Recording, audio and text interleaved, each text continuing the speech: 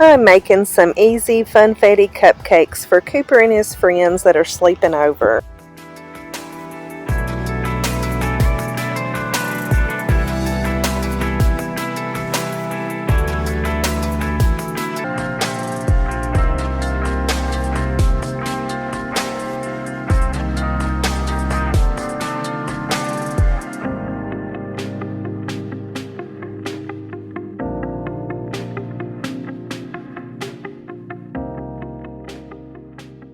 We were blessed with a beautiful day, so we took advantage of it by getting some much needed outside work done.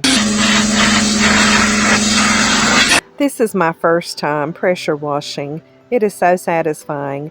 I didn't realize how dirty the porch was.